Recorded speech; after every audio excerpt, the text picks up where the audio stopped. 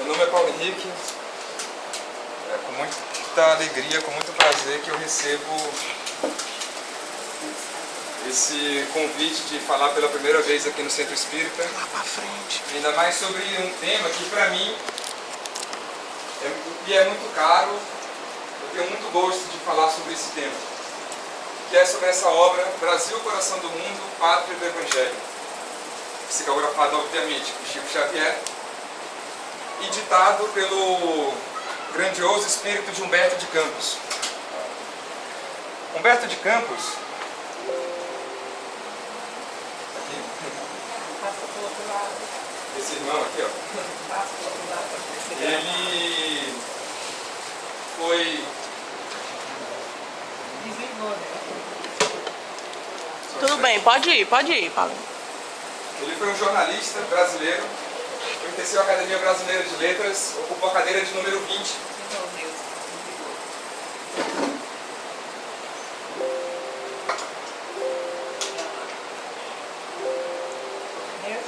Tá nervoso, calma, vai dar certo. Posso passar? Calma. Tá Então, bom. ele foi um jornalista, político e escritor. Nasceu no Maranhão em 25 de outubro de 1886. Como eu já falei, pertenceu à Academia Brasileira de Letras, ocupando a cadeira de número 20. E ele ditou essa obra, né? Essa obra foi publicada, na verdade, em 1938. Em um contexto no qual o globo terrestre estava inserido, um contexto muito complicado. Fica mais não. Era ali as vésperas da Segunda Guerra Mundial. O Brasil, ele não ocupava a posição de destaque em termos diplomáticos que ele ocupa hoje. Né? Tudo bem, deu uma queda aí, principalmente no cenário econômico, né? Mas até um tempo atrás o Brasil tinha uma posição muito boa, principalmente no que diz respeito ao ranking econômico mundial. E naquela época, você lançar um livro cujo título é Brasil, Coração do Mundo, Pátria do Evangelho, um livro que falava tão bem do Brasil, que exaltava as riquezas naturais brasileiras, que falava que o Brasil tem tudo para ser a nação do futuro, que o Brasil tem todos os elementos que uma potência mundial requer para ser uma grande nação. Escrever isso naquele tempo era muito complicado. E uma curiosidade também sobre Humberto de Campos é que nas reuniões celestiais, né, o grandioso espírito de Emmanuel, que foi o guia espiritual de Chico Xavier, ele estava conversando com Humberto de Campos, mais uma pleiade aí de espíritos elevadíssimos, né? E eles chegam, Emmanuel, que é o autor de várias obras espíritas lindas e maravilhosas, como por exemplo Renúncia, o Consolador, acho que é dele também, né? O Consolador. Esse grandioso espírito que também foi senador do Império Romano, na pessoa de Públio Lentulus, foi contemporâneo de Jesus Cristo, conversou com Jesus Cristo. Esse grandioso espírito, ele reconhece as suas limitações e indica Humberto de Campos que na concepção de Emmanuel e de mais outros irmãos espirituais, reunia todas as capacidades para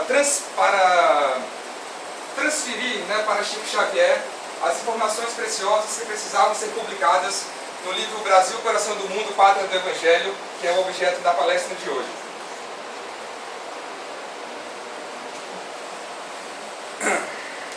Mas a gente é levado a fazer uma pergunta, né? O que é esse coração do mundo? Para isso é necessário que nós pensemos que o planeta Terra é um organismo. É uma gigantesca, imensa matéria orgânica. E cada país ocupa um órgão. Por que que o Brasil será, ou seria, tem essas condições para ser o coração do mundo? É preciso que a gente reflita no passado, busque um pouco no passado, e nós vamos ver que em determinados momentos da história, alguns países ocupam posição de destaque. Indo não tão longe assim, nós vamos lembrar que a Inglaterra era a maior potência mundial, perdeu esse posto para os Estados Unidos. O globo, há uns anos atrás, presenciamos aí uma guerra fria. Estados Unidos e União das Repúblicas Socialistas Soviéticas estavam ali disputando o tempo inteiro quem seria a nação mais desenvolvida, né? A questão da Guerra Fria. Quem ocuparia esse posto de nação mais desenvolvida do globo terrestre? Nós percebemos que determinados países vão ter a sua oportunidade de destaque no cenário político, econômico, bélico também que seja, e vão perdendo as suas oportunidades, as chances que lhes são conferidas para fazer a diferença no mundo, no que diz respeito aos ensinamentos crísticos. Não que necessariamente as pessoas, os dirigentes, devam seguir Jesus Cristo, né? É Jesus Cristo que nós vamos seguir. Não necessariamente a figura de Cristo, mas dos ensinamentos de Cristo. E esses países foram perdendo suas oportunidades, foram perdendo, de modo que, ao que tudo indica, o Brasil tem tudo para no futuro ocupar uma posição de destaque. Mas essa posição de destaque é necessariamente algo financeiro? Está incluso aí um fator financeiro, um fator bélico, um fator econômico?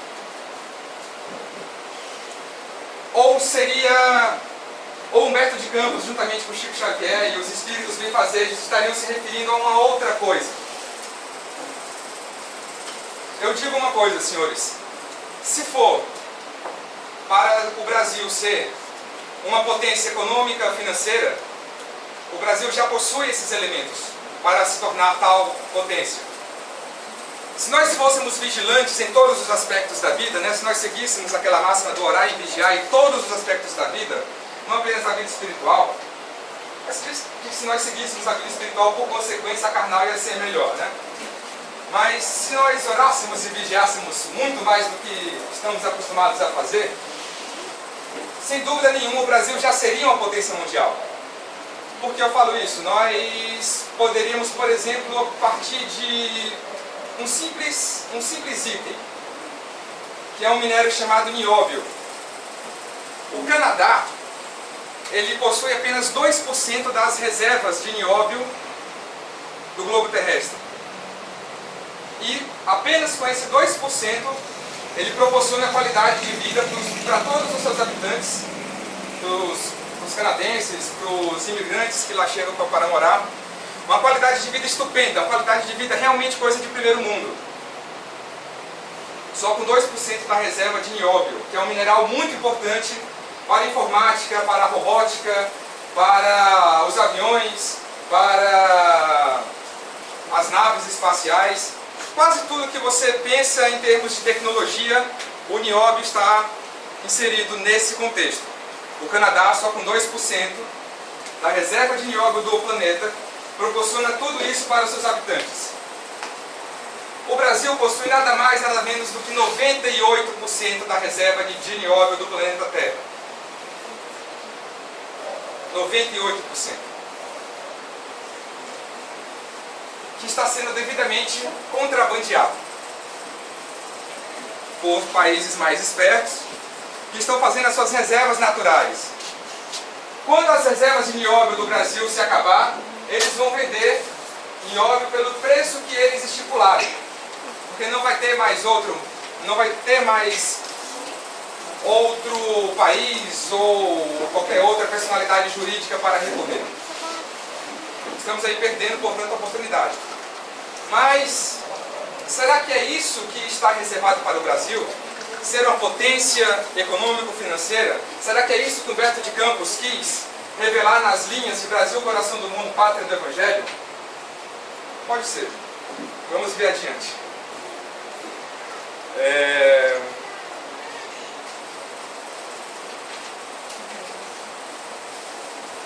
Agora a gente começa a adentrar mais no livro propriamente. Muitos de nós pensamos que política, interferência espiritual são coisas completamente afastadas, são coisas completamente apartadas umas das outras. Esse livro e mais dois outros que eu vou só indicar no final, nos prova, senhoras e senhores, que nós estamos redondamente enganados em relação a isso. Todos os aspectos da vida política são regidos, primeiramente, na vida espiritual. As grandiosas falanges espirituais elaboram seus planos celestes e, aos poucos, claro, respeitando aí as questões do livre-arbítrio, as questões do merecimento, as leis kármicas, vão interferindo na nossa política. E esse livro de Humberto de Campos vai mostrar justamente isso. Após a crucificação de Jesus Cristo, obviamente após a sua ressurreição e etc., ele ficou um bom tempo sem vir ao planeta Terra. Muito tempo. Mais de 1000 anos. Então, ele resolve fazer a visita ao globo terrestre. Em um determinado ano, ali por volta de 1300 e alguma coisa, as potestades celestes, anjos e arcanjos vão abrindo caminho e Jesus Cristo vem ao planeta Terra, toca a crosta terrestre, toca o solo terrestre, mais precisamente no continente europeu. E fica profundamente decepcionado com o que ele encontra, com o que ele pode diagnosticar naquele momento. Para vocês terem ideia, o final das cruzadas. Muitas mortes estavam acontecendo em nome de Cristo. Fratricídio, que é o homicídio entre irmãos, a torto e a direito. Isso decepcionou profundamente o coração de Jesus Cristo, que naquela ocasião, muito triste, muito desolado, externou para os anjos e potestades que o circundavam: meus queridos, não há outra maneira a não ser que os meus irmãos sintam na pele toda a dor que é necessária sentir para a evolução.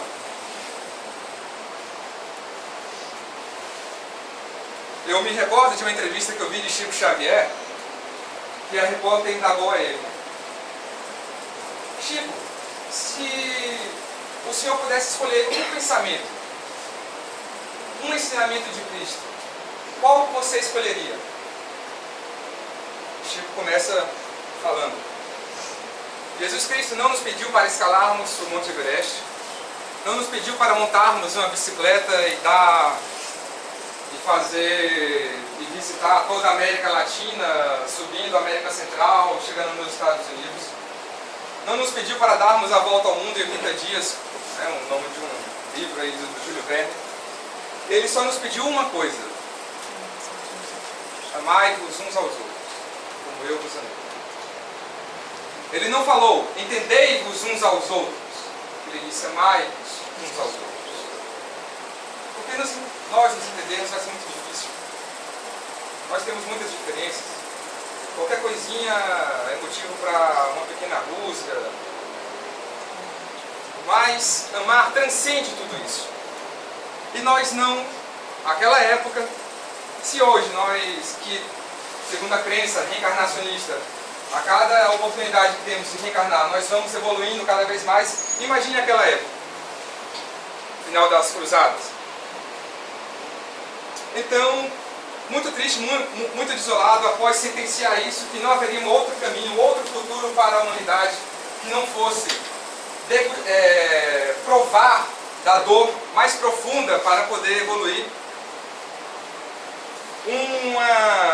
Um espírito, uma entidade que compunha aquelas potestades que acompanhavam Cristo, chamado Hilel, que era o sociólogo de Cristo, ele estudava as questões sociológicas do planeta Terra. Ele sugere a Jesus Cristo: Senhor, com todo respeito, com toda humildade, eu tenho uma sugestão a fazer para o Senhor. Pois não, Hilel, diga. Cristo redargue.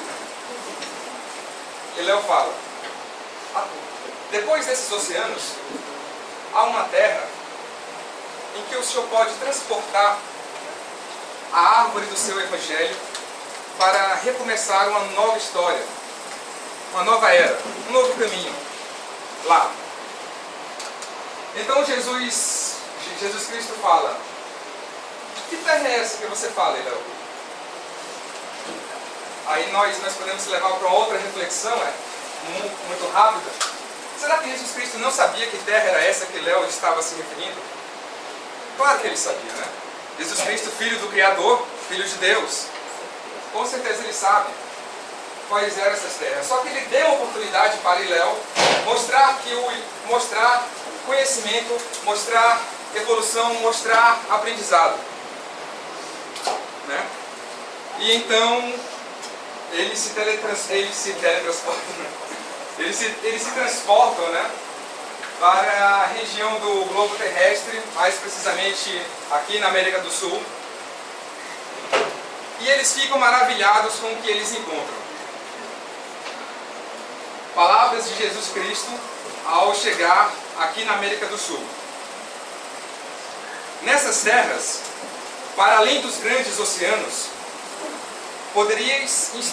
instalarei o pensamento cristão dentro das doutrinas do amor e da liberdade.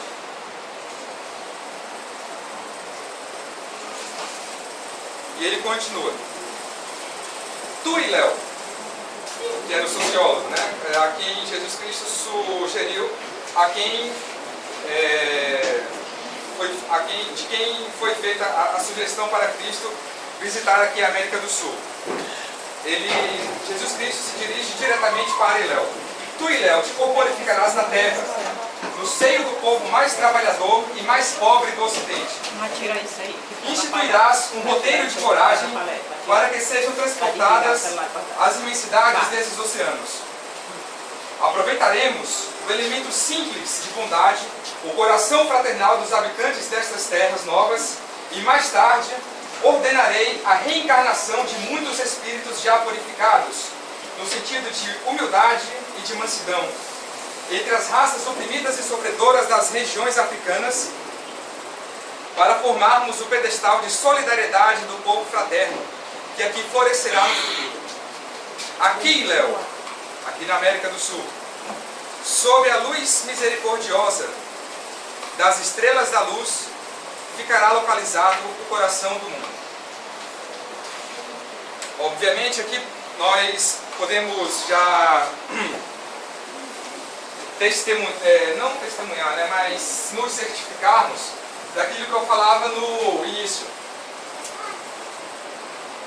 A política terrestre é influenciada pelos interesses do alto. Eu vou votar na Dilma porque eu quero, vou votar no Aécio porque eu quero. Nem sempre. Nem sempre. Muitas vezes você vai estar influenciado por forças do além. E dependendo dos karmas, dependendo de uma série de fatores, político A ou B é que vai ganhar a eleição. E aonde nós nos certificamos disso? Quando Jesus Cristo fala a Léo: tu e Léo te corporificarás na terra, no seio do povo mais trabalhador e mais pobre do Ocidente. Jesus Cristo se referia aqui a Portugal. E à época Portugal tinha muitas dificuldades, até mesmo para se estabelecer como nação.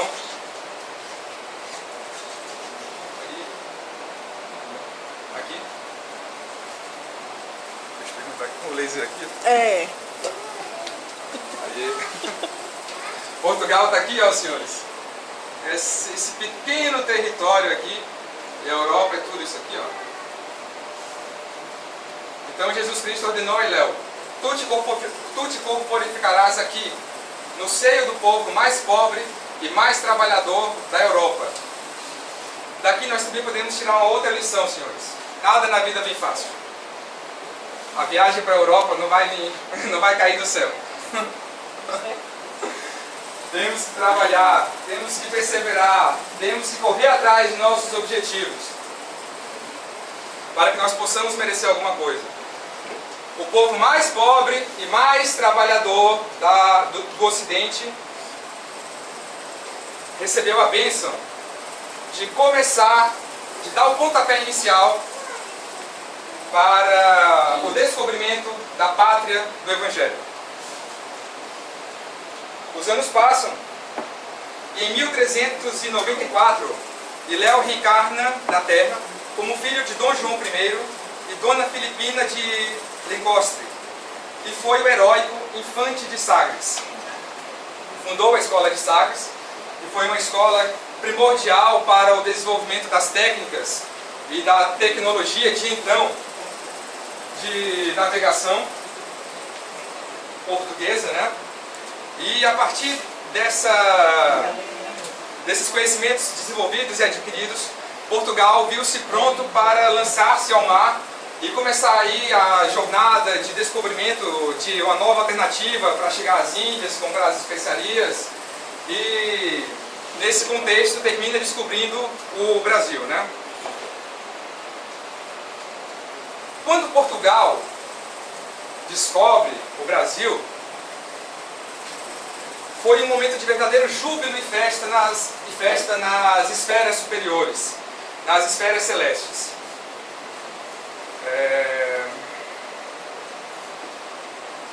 Tanto que Humberto de Campos ele registra no livro, né, Brasil, Coração do Mundo, Pátria do Evangelho. Uma alegria paradisíaca reinava em todas as almas que comemoravam o advento da pátria do Evangelho, o descobrimento do Brasil. Quando se fez presente na Assembleia Augusta a figura misericordiosa do Cordeiro. Em uma determinada colônia espiritual que Humberto de Campos ele não identifica, ele não diz qual é, comemorava-se o advento do descobrimento da pátria do Evangelho, e Jesus Cristo vai até eles para celebrar, né? E então, nessa ocasião, naquela ocasião, Jesus Cristo nomeia o anjo Ismael, ele confere a ele a missão de zelar pela pátria do Evangelho, de zelar para que tudo ocorra na maior, o mais próximo possível da santa paz, né? Porque fica realmente complicado, né? Questão de evolução, leis kármicas, etc., como eu já falei anteriormente. Então Ismael é incumbido naquele momento de zelar pelos planos do crescimento da pátria do Evangelho, de zelar pelos planos de Jesus Cristo, de trazer para cá, para o Brasil, os seus ensinamentos, o seu Evangelho. Ismael aceita, né, com humildade, etc. E o primeiro feito dele na terra de Santa Cruz, que era como o Brasil era conhecido, já foi uma boa ação, já foi uma caridade, né, digamos assim, para poder iniciar os trabalhos aí com chave de ouro. Pedro Álvares Cabral chega aqui em 22 de abril de 1500, se não me engano. Passa um tempo, né, Pedro vai de caminho e escreve aquela carta no qual relata ao rei de Portugal as maravilhas que ele encontra aqui no Brasil. Dentre alguns ditos célebres tem aquela frase: aqui se plantando tudo dá, né? Após essa estadia aqui no Brasil, Cabral retorna com sua frota e deixa aqui os exilados políticos. Aliás, não necessariamente exilados políticos, mas aqueles criminosos, né? Que era comum, era uma cultura da época. Não que o rei de Portugal fosse um ser crudelíssimo, claro que tiveram os cruéis, mas também Portugal contou com reis bondosos, como nós vamos ver mais adiante aqui.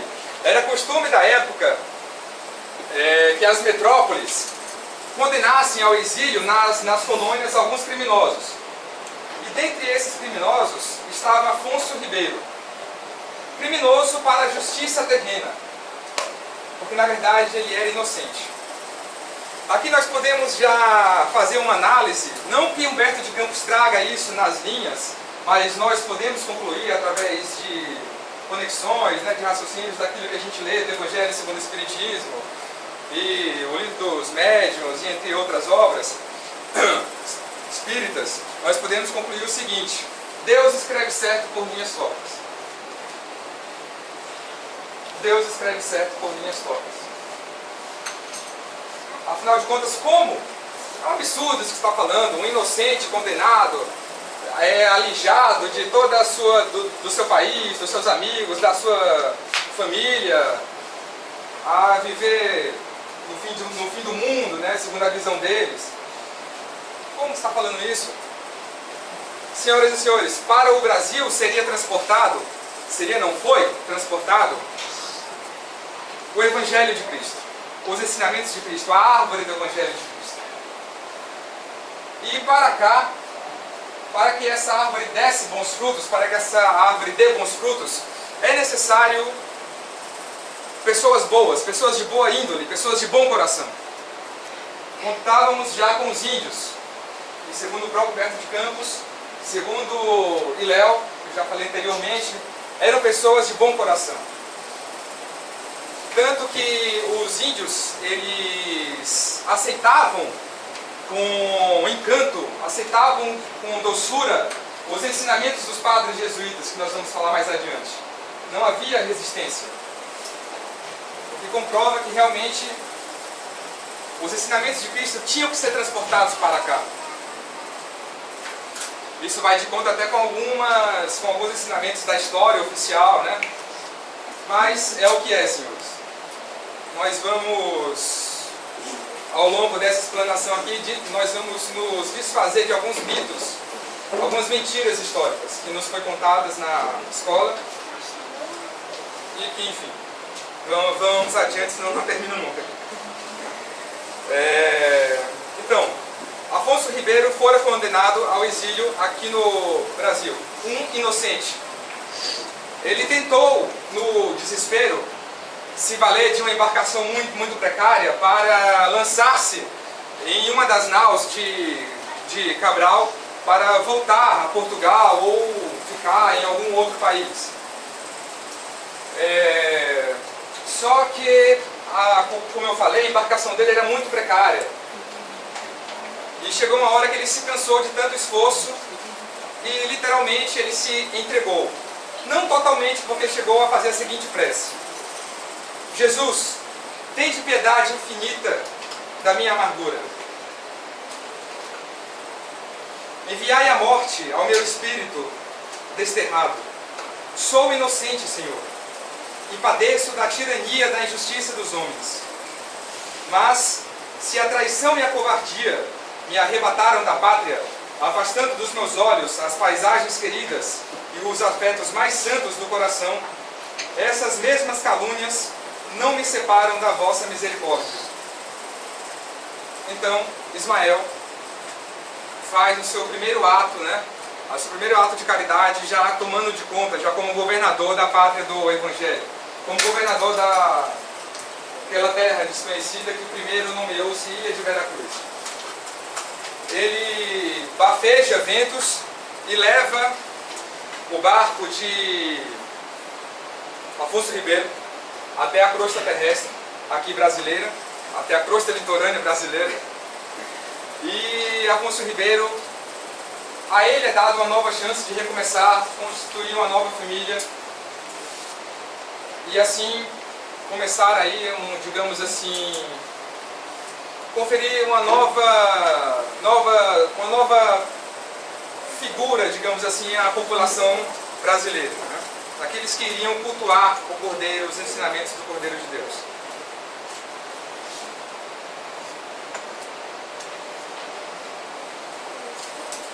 O tempo passa e Dom Manuel I, então rei de Portugal, ele intensifica as atividades comerciárias na agora terra de Santa Cruz, que era o nome do Brasil à época, né? Enquanto isso, Ismael, a serviço de Cristo, faz nova Assembleia Celeste, ocasião em que convoca espíritos devotos para luta e sacrifício a atuarem nos centros culturais de Coimbra e Lisboa, com o propósito de regenerar as fontes de pensamento. Aqui nós vamos perceber uma nova interferência celeste na política e mais diretamente na filosofia, no íntimo das pessoas. Na medida em que integrantes da corrente do bem, da qual Ismael fazia parte, passaram a atuar mais diretamente em Portugal, inspirando pessoas a... como eu posso falar? Inspirando coragem nelas a buscar novos horizontes, a sair de Portugal, a desbravar oceanos, para que assim pudessem chegar aqui no Brasil e começar a constituir uma nova sociedade, uma nova civilização. E Humberto de Campos, ele transcreve, né? Nessa ocasião ele transcreve uma das falas de Ismael àqueles que o ouviam. Temos de buscar no seio da igreja as roupagens exteriores da nossa ação regeneradora. Somente as grandes dores realizarão a fraternidade no seio da instituição, que deverá representar o pensamento do Senhor na face da terra. Somente as grandes dores. Temos de aproveitar as possibilidades que o seu campo nos oferece para encetar, para instigar, né, a obra de edificação da pátria do Cordeiro de Deus. Entre aqueles espíritos que ouviam Ismael nesse momento, estavam o padre José de Anchieta, estavam o padre Manuel da Nóbrega, ou Emmanuel, né? O padre Manuel da Nóbrega, foi uma das encarnações de Emmanuel. Dentre outros também, como Leonardo Nunes, Diogo Giacomi, entre outros, né? Então, em 1531, o então rei de Portugal, Dom João III, ele resolve iniciar o processo de colonização da terra de Santa Cruz, iniciar o processo de colonização aqui do Brasil. E, mais precisamente, em 1531, como eu já falei, né, Martim Afonso de Souza e mais uma companhia de 300 homens chegava aqui no Brasil. Manuel da Nóbrega, uma das encarnações de Emmanuel, o padre Manuel da Nóbrega, ele chegou aqui na Bahia em 1549, junto com Tomé de Souza, com a incumbência, né, com a missão de estabelecer ali a semente, né, os elementos de progresso e dar início à cidade de Salvador. O padre José de Anchieta veio em 1553, com Duarte da Costa, e se transformou em um desvelado apóstolo do Brasil. E aqui, senhoras e senhores, nós já vamos começar a desfazer aí um mito, né, que nos é ensinado, de que o padre José de Anchieta era uma figura muito carrasca, muito rigorosa, principalmente para com os índios, quando na verdade era Humberto de Campos nos mostra que foi justamente o contrário. Esse eu ter passado antes, né? Esse é Ismael, então governador do Brasil à época. E, como eu já falei, né, chega a pátria do Cruzeiro. Esse é o padre Manuel da Nóbrega. E esse é o padre José de Anchieta. Segundo Humberto de Campos, vou falar um pouco aqui da personalidade do padre José de Anchieta. Tem determinadas coisas que eu estou lendo, porque eu procuro ser o máximo fiel possível à obra, né? Para não depois, para não usar a palavra que dê margem à dúvida e termine passando uma mensagem errada para vocês. Então, falando sobre o padre José de Anchieta, foi designado para desenvolver, particularmente, núcleos de civilização já existente em Piratininga. Aí se manteve no seu respeitável colégio, que todos os governos paulistas conservaram com veneração.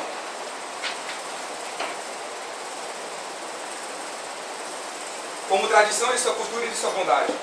Alguns historiadores falam da severidade e de energia vigorosa do apóstolo José de Anchieta, que muitas vezes foi obrigado a assumir atitudes corretivas no seio das tribos, que, no entanto, lhe mereciam os desveres de um pai. Para vocês verem como os índios aceitavam os ensinamentos de Cristo, aceitavam os ensinamentos do padre José de Anchieta e dos outros jesuítas. Eles não se opunham aos ensinamentos do Evangelho Crístico.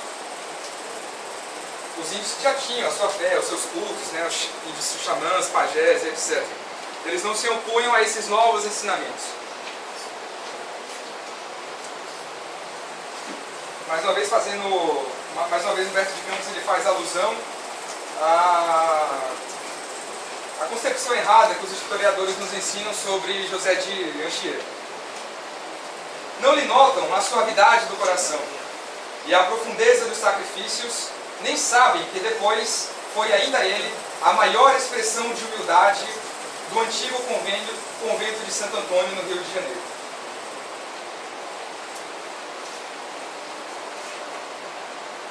Então, retomando aqui, o padre José de Anchieta e outros espíritos abnegados, eles tiveram que fazer diversas renúncias, né, para poder vir aqui ao Brasil e ensinar aos índios os ensinamentos de Cristo. E eles sempre estavam amparados o tempo inteiro por Ismael. Em todas as dificuldades, nas menores ou nas maiores, Ismael sempre estava inspirando os corações dos jesuítas para que eles transmitissem aos índios e aos outros que aqui estavam com a maior fidelidade possível os ensinamentos de Jesus Cristo. Agora eu vou falar um pouco sobre os escravos. Aqui é o primeiro apanhado sobre o nascimento, né, da civilização brasileira. Em certa reunião com o Mestre Jesus Cristo, Ismael queixava-se da dificuldade, né, em transmitir os ensinamentos para as pessoas, para os jesuítas mesmo, e também de inspirar o indivíduo individualmente falando. Eu lembro que uma vez, em uma outra entrevista de Chico Xavier, ele falava o seguinte, em uma conversa que ele estava tendo com Emmanuel, confessava, né, abriu o coração para o Chico Xavier.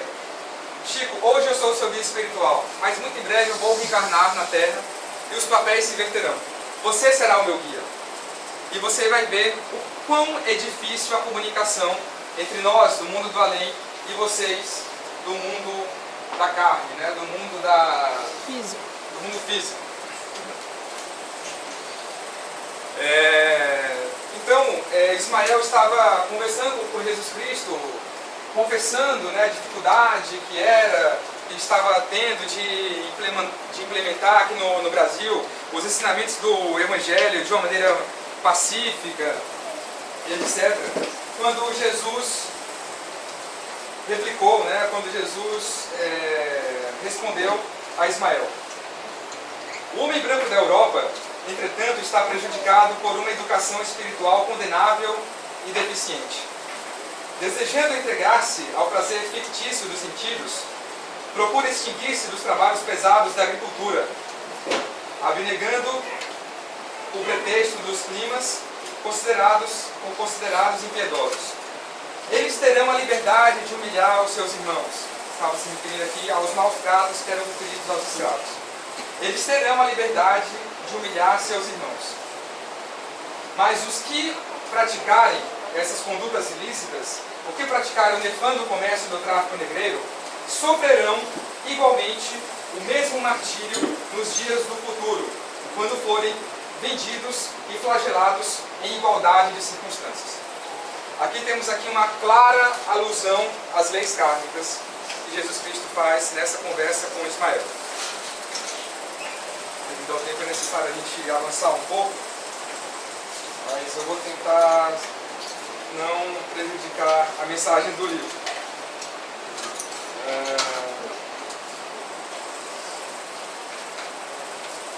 Em 1555, começam algumas invasões estrangeiras ao Brasil. Até então, os reis de Portugal eles não davam uma devida importância à colônia brasileira e deixavam muitos pontos da crosta litorânea meio que abandonados, né?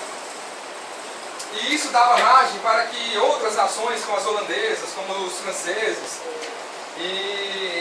invadissem o Brasil e tentassem implementar aqui suas colônias, né?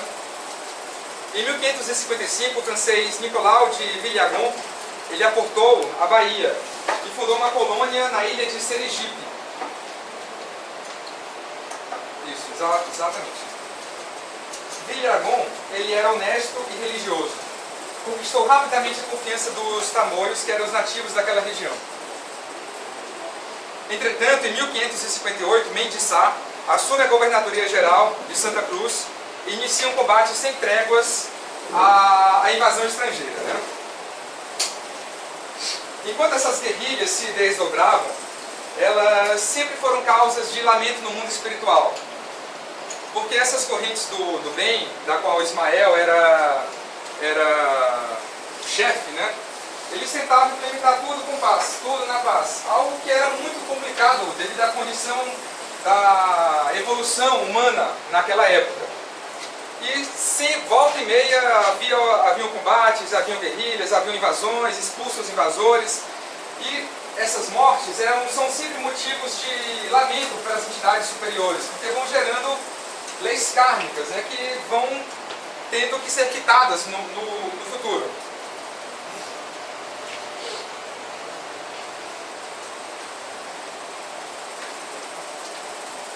Mas, apesar disso, né, Ismael e suas falanges, eles sempre contavam com a incessante ajuda do Cordeiro de Deus e estavam sempre dispostos e sempre contavam também com espíritos dispostos a reencarnar várias vezes, repetidas vezes no Brasil. Uma prova dessa é o sobrinho de Mendes Sá, Estácio de Sá, que morreu em um desses combates às invasões estrangeiras e mais tarde voltou ao Brasil na figura do renomado cientista Oswaldo Cruz. Ou seja, daqui nós podemos extrair que a corrente celestial que assumiu o compromisso de implementar o Evangelho aqui no Brasil, eles estavam sempre reencarnando várias vezes, repetidas vezes aqui no Brasil, nessa busca de completar as suas missões.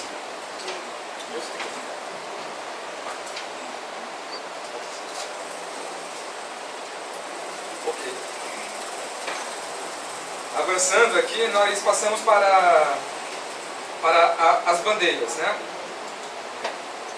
Os bandeirantes são vistos como também um aspecto muito controvertido da nossa história, porque eles foram encarregados de desbravar o Brasil, de dar um novo arranjo fronteiriço ao Brasil, quase que na forma de como o Brasil é concebido hoje, o território brasileiro é concebido hoje. E nesse avanço, obviamente, muitos assassinatos foram cometidos, né? Muitos índios foram dizimados, mas determinados bandeirantes, eles reencarnaram justamente com essa missão, de realmente ir para o combate. Eram espíritos de muita coragem, de muita luta, dispostos a guerrear realmente, e reencarnaram com essa missão mesmo de desbravar o Brasil, né? Devido ao tempo, sou obrigado a avançar ainda mais, e eu já vou aqui para a chegada de Dom João VI ao Brasil. No século XIX, ficou conhecido também pelas invasões napoleônicas, né?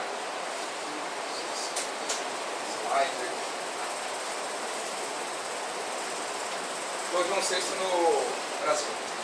O Napoleão foi invadindo toda a Europa, conquistando para si, submetendo os reis de então, e estava para chegar em Portugal.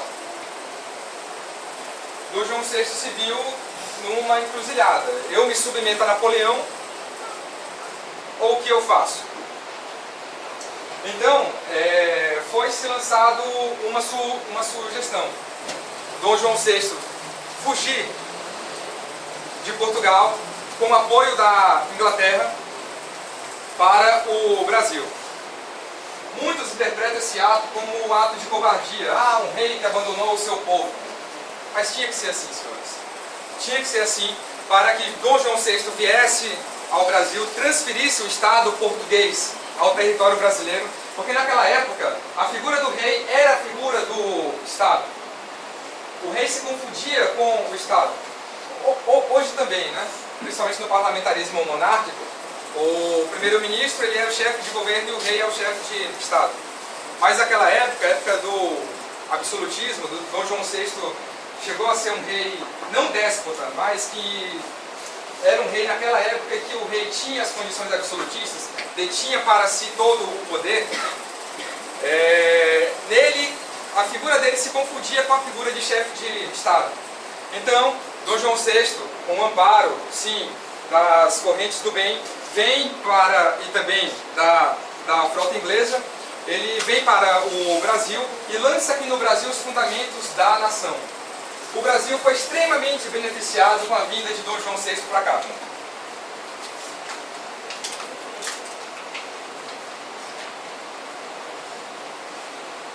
E Dom João VI,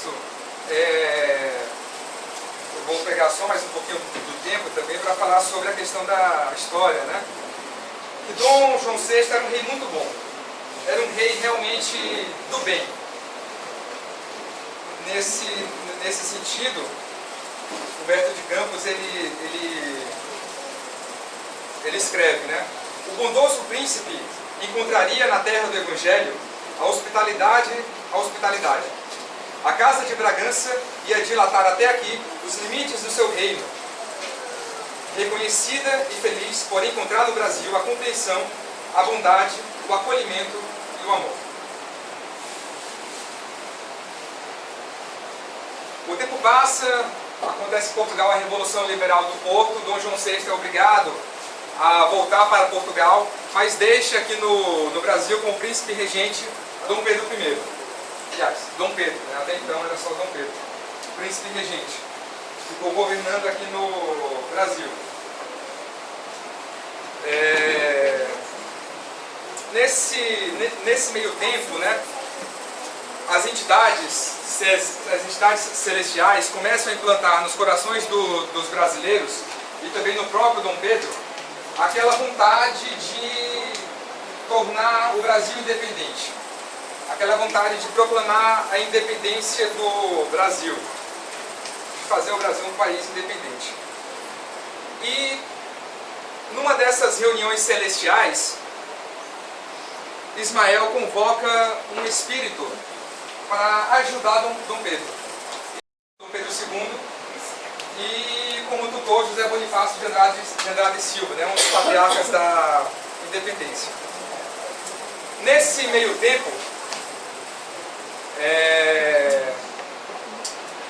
antes até do nascimento de Dom Pedro II, em uma assembleia celestial, Ismael, que sempre rogava pelo Brasil, sempre rogava a ajuda de Cristo, né, para que o Brasil se tornasse realmente a pátria do Evangelho, pediu para Jesus Cristo para que o Brasil tivesse um governante que personificasse todas as virtudes. Pediu para que o Brasil tivesse um governante do bem, para que fosse um homem inteligente, culto, preparado, para que pudesse ser realmente um alicerce ainda mais forte nos planos celestiais de tornar o Brasil a pátria do Evangelho, né? E eis que em 2 de dezembro de 1825 nasce no Rio de Janeiro aquele que, na opinião de muitos historiadores, que são descompromissados com ideologias marxistas,